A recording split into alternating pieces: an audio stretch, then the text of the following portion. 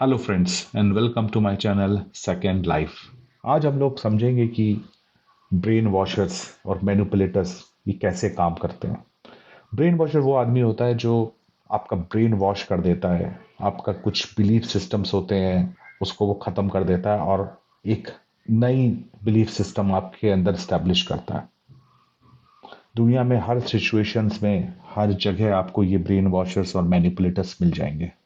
इसलिए बहुत इंपॉर्टेंट है कि ये समझना कि ये ब्रेन वॉशर्स और मैनिपुलेटर्स कैसे काम करते हैं। तो चलिए स्टार्ट करते हैं। ये सब स्टार्ट होता है सेल्फ डाउट से। आपका एक बिलीफ सिस्टम होता है, आप कुछ चीज़ें मानते हैं कि ये चीज़ ऐसे है दुनिया में या मैं ऐसा हूँ। और जब कभी आपके साथ ऐसी सिचुएशन आती है तो हमेशा आपका जो सेल्फ बिलीफ होता है वो सिस्टम हिल जाता है।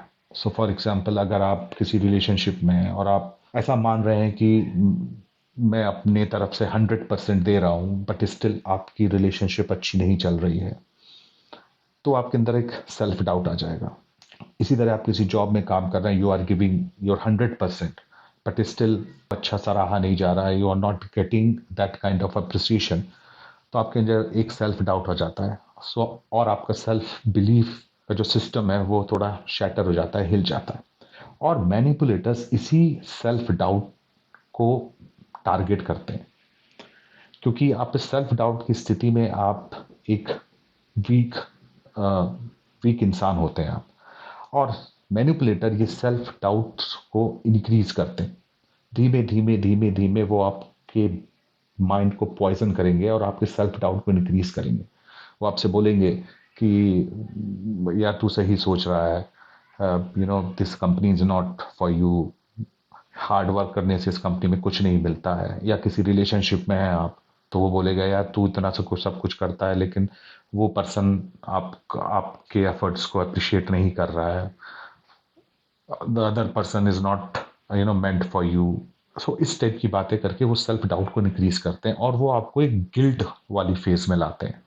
नाउ गिल्ट फेज में आप की सिचुएशन ऐसी होती है कि आप अपने ऊपर ही बहुत ज़्यादा डाउट करने लगते हैं। आपको लगता है कि यार ये सब जो है मेरी वजह से हो रहा है एंड बहुत ज़्यादा गिल्ट आपको होने लगती है।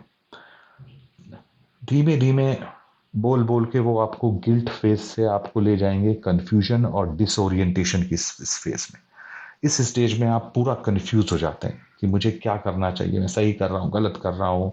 आपको कुछ समझ में नहीं आता है, आपकी डिसीजन मेकिंग एबिलिटीज जो है उस एरिया में बिल्कुल ख़त्म हो जाती हैं। आप जो काम करते हो, आप जो करेंगे करेंगे वो आपको लगेगा सही कर रहा हूँ कि गलत कर रहा हूँ। इस सिचुएशन में आप ज़्यादा मिस्टेक्स करने लगते हैं और आपका जो मैनिपुलेटर और जो ब्रेन वॉशर है वो उसको और यूज करता है, वो और स्ट्रेंथन करता है आपका गिल्ट और आपका जो कंफ्यूजन है कि उसको।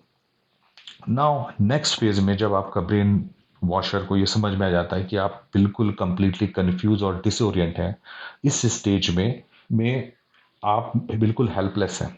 वो आपको हेल्प देना स्टार्ट करता है और फॉर एग्जांपल वो आपसे एम्पैथी दिखाएगा, आपको हेल्प करने की कोशिश करेगा करेगा और आप ऐसा सोचने लगोगे कि ये जो ब्रेन वॉशर है ये जो है मेरा अच्छा फ्रेंड है, ये मेरा हितैषी है।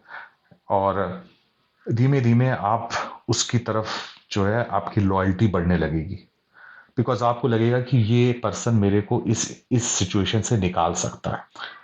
जब आपका ब्रेन वॉशर ये समझ लेता है कि आप पूरे तरीके से उसकी तरफ लॉयल हो गए हों हैं और आप ये बिलीव करने लगते हैं कि ये मेरे को इस कंफ्यूजन और डिसोरिएंटेशन की स्थिति से वो निकालेगा आपका, तब वो धीमे धीमे आपके बिलीफ सिस्टम को ख़त्म करने लगता है और वो बोलता है कि ये जो कुछ भी तुम्हारे साथ हो रहा है ये तुम्हारे बिलीफ सिस्टम की वजह से हो रहा है। सो फॉर एग्जाम्पल, अगर अगर आप ये मानते हो कि मैं इस कंपनी में बहुत बहुत मेहनत से काम कर रहा हूँ और मुझे इसका रिवॉर्ड मिलेगा, तो वो बोलेगा, तो आपकी बिलीफ सिस्टम वो ब्लेम करेगा।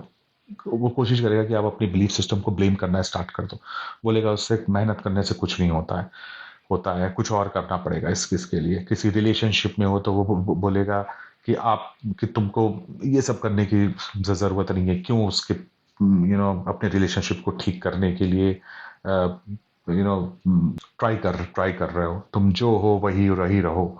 सो इस तरीके से वो आपको आपके बिलीफ, वो चाहेगा कि आप अपने बिलीफ सिस्टम को ब्लेम करना स्टार्ट करें। इससे होगा क्या कि धीमे धीमे आप इस गिल्ट से आप बाहर आना स्टार्ट करोगे, because you now started blaming your belief system. आप अपने बिलीफ सिस्टम को ब्लेम करना स्टार्ट कर रहे हो, तो बिलीफ सिस्टम आपका हटने लगेगा।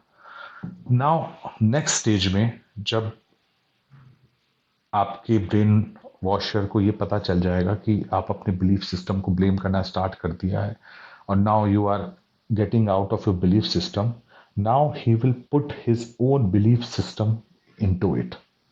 नाउ वो आपको एक नया बिलीफ सिस्टम देगा, जो ब्रेन वॉशर बोलेगा कि ये बिलीफ सिस्टम अपनाओगे तो then you will always be happy. So for example वो बोलेगा यार, the person who is hard working in a company, वो पर्सन उससे बोलेगा यार तुम मस्त रहो कंपनी में, कोई nobody work in this company, why are you working, सब कोई इस कंपनी में काम नहीं करता है, तुम क्यों काम कर रहे हो, तुम भी मस्ती करो, ऐश करो, नो नीड टू वर्क। तो वो एक नया बिलीफ सिस्टम आपके अंदर डालेगा। एंड उसके बाद जब ये चीज कंप्लीट हो जाएगी, तब जो है पर्सन वो ऑलमोस्ट वो उसको रिलीफ मिलेगा और वो खुश हो जाएगा। सो ये चीज होता है जो मतलब कि अब अपनी गिल्ट को इस टाइप से वो रिलीज कर देगा, और now he will be completely brain washed and he has a new system. जो बिलीफ का नया सिस्टम है वो उसके अंदर पूरा आ जाता है, एंड ऐसे ही पर्सन को जो है ब्रेन वॉश किया जाता है। चलिए इसको हम लोग एक एग्जाम्पल से समझते हैं। द बेस्ट एग्जाम्पल है इसका रिलीजियस कन्वर्जन्स। रिलीजियस कन्वर्जन्स में ब्रेन वॉशर्स एक particular section of the society को जो टारगेट करते हैं, एंड इस सोसाइटी में वो लोग ऑलरेडी देखते हैं कि ये सोसाइटी में बिलीफ सिस्टम जो है उनका, for example religious belief system already weak है बिकॉज ऑफ मे बी वो लोग निगलेक्टेड है उस सोसाइटी में या उस रीजन में निगलेक्टेड है, और खुश नहीं है ऑलरेडी, चाहे वो उनकी फाइनेंशियल कंडीशंस या उनकी सोसाइटी में जो उनका प्लेस है उससे वो खुश नहीं है। सो उनका जो बिलीफ सिस्टम है वो ऑलरेडी वीक है, और वो इन्हीं सेक्शन को टारगेट करते हैं।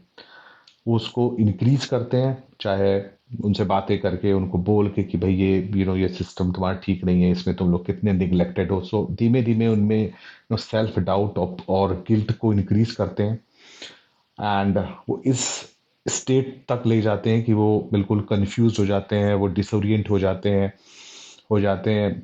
उनको लगता है कि पता नहीं, चाहे शायद हमने गलत रिलीजन में हमने जन्म ले लिया है, that is not the correct religion for us, हमें इधर नहीं इस रिलीजन को नहीं हमें जन्म लेना चाहिए था, एटसेट्रा एटसेट्रा। इस स्टेट में जो ब्रेन वॉशर्स होते हैं वो उनको कंपैशन देते हैं, सपोर्ट देते हैं, चाहे वो फाइनेंशियली उनकी हेल्प करते हैं हर चीज में, और ऐसी सिचुएशन पैदा करते हैं कि जो विक्टिम होता है उसको ये लगता है कि यार ये हमारा रिलीजन अच्छा नहीं है, इनका रिलीजन बहुत अच्छा है, देखो इस रिलीजन में हमें कितना सम्मान, कितना ऑनर मिल रहा है, और ये लोग कितनी हेल्प कर रहे हैं हम लोगों की।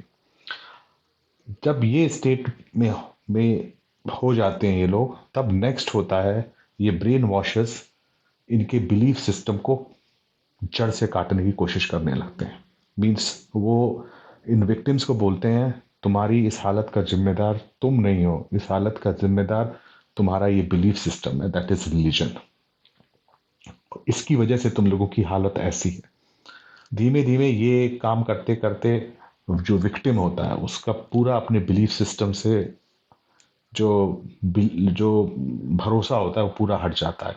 इस स्टेट में ये लोग अपना बिलीफ सिस्टम, मतलब अपना रिलीजन उसके अंदर डालते हैं, उस अपने विक्टिम के अंदर, ये बोल के कि भाई ये बिलीफ सिस्टम जो है ये बेस्ट है तुम्हारे जैसे लोगों के लिए या तुम्हारी सेक्शन ऑफ सोसाइटी के लिए, ये बेस्ट है, इसमें तुम्हें ये फायदा है।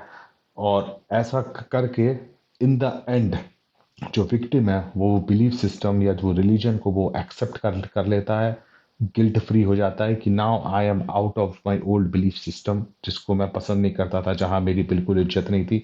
नाउ दिस बिलीफ सिस्टम ये मेरी हेल्प करेगा और मेरे सपोर्ट के लिए है। सो ये इस टाइप से the complete brain washing happens. इसके कई बहुत सारे एग्जाम्पल्स हैं। अगर आप अपने इधर उधर अपने पास पड़ोस मोहल्ले में अपने ऑफिसेज में देखेंगे तो आपको बहुत सारे ऐसे एग्जाम्पल्स मिल जाएंगे जिसमें एक ब्रेन वॉशर जो है इसी तरीके से काम करता है। Now how to save yourself from this manipulators and the brainwashers. The first thing is that whoever is giving you suggestion, कोई भी आपको suggestions दे रहा है, उसको आप दिमाग पे लीजिए, दिल पे मत लीजिए। बिकॉज जब आप दिल पे लेंगे तो वो आपके बिलीफ सिस्टम को हर्ट करेगा ना। दिमाग पे लेने का मतलब ये है कि सजेशंस लीजिए, एडवाइस लीजिए, उसको इवेल्युएट करिए, क्या ये आदमी सही बोल रहा है, क्या आदमी गलत बोल रहा है, क्या ये मेरे को मैनिपुलेट करने की कोशिश कर रहा है। फॉर एग्जाम्पल, अगर मैं एक ऑफिस में काम कर रहा हूँ और मेरा कोई प्रोजेक्ट में काम कर रहा हूँ, वो खराब हो गया, और कोई आदमी मुझे सजेस्ट करता है कि यार तुम्हारा काम अच्छा नहीं है और मे बी योर कंपनी तुम्हें छोड़ देनी चाहिए, तुम बहुत कैपेबल हो। तो मेरे को इवेल्युएट करना पड़ेगा वो चीज़ कि वो जो बोल रहा है वो सही बोल रहा है गलत बोल रहा है, अपने पिछले रिकॉर्ड्स को देखते हुए। अगर मुझे अपने ऊपर भरोसा है तो वो मेरा बिलीफ सिस्टम को वो शैटर नहीं कर सकता, वो मेरे बिलीफ सिस्टम को तोड़ नहीं सकता है। ये चीज़ हमें सोचनी पड़ेगी। हमेशा किसी की एडवाइस को या किसी के सजेशंस को हमेशा अपने दिमाग से सोचिए, दिल से नहीं। जब आप दिमाग से सोचेंगे तो वो आपकी बिलीव, तो आप उसको एनालाइज कर पाएंगे। जब आप दिल से सोचेंगे तो आप उसको एनालाइज नहीं कर पाएंगे। सेकेंड चीज कि आपको जब भी आप इमोशनली थोड़ा वीक हो या आपको लगे कि आप अपसेट हो थोड़ा, तो better do not talk to everyone. Means अगर आपको बात करनी है तो go to your support system, आपके फैमिली मेंबर्स, आप उनके पास जाइए, या जो आपके very very good friends, true friends हैं, उनके पास चाहिए, आप उनसे बात करिए। But never go to everybody and ask for help. So that is the suggestions that I have for you to avoid these manipulators and to tackle these manipulators and brainwashers. So that's all from this video. आशा करता हूँ कि आपको मेरा video पसंद आएगा। Please do like, share and subscribe my video. Thank you.